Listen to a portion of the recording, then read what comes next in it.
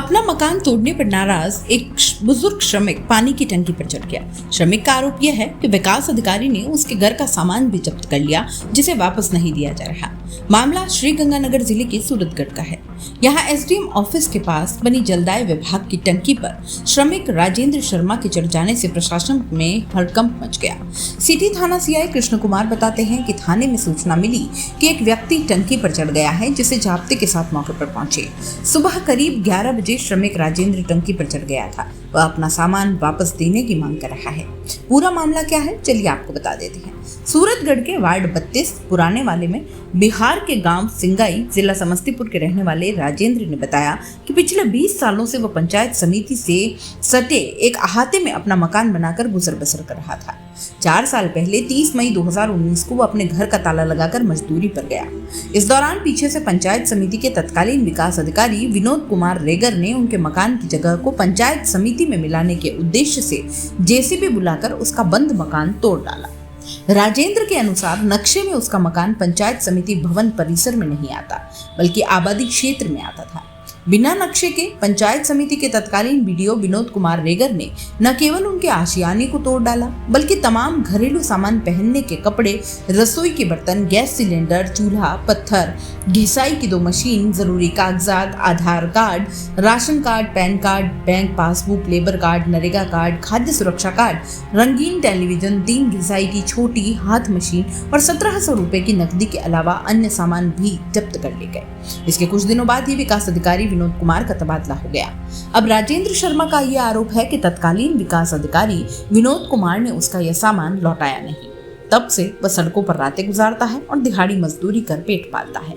उसकी मांग है कि उसे उसका पूरा सामान मुआवजे समेत वापस दिलाया जाए, तोड़े गए मकान की एवज में कहीं भी रहने लायक जगह दी जाए और अगर यह संभव नहीं तो उसे इच्छा मृत्यु ही दे दी जाए।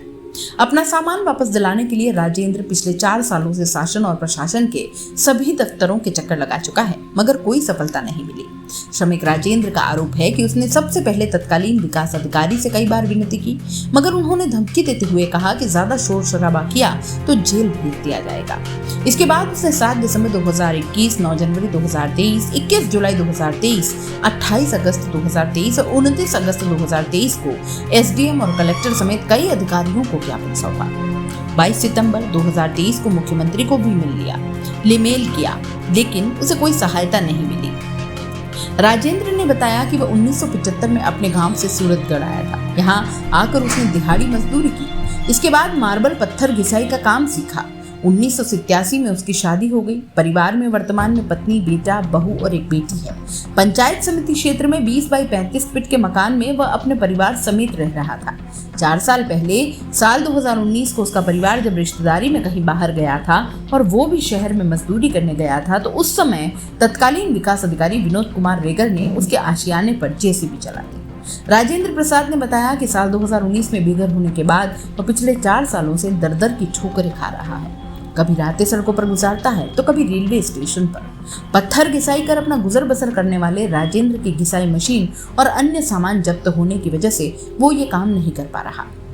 अपनी रोजी रोटी का सामान समेत अन्य घरेलू सामान वापस दिलाने की गुहार पिछले 4 सालों से लगाते लगाते वो अब थक चुका है और इच्छा मृत्यु की मांग कर रहा है, जिसे लेकर राजेंद्र ने राष्ट्रपति को पत्र भी लिखा है।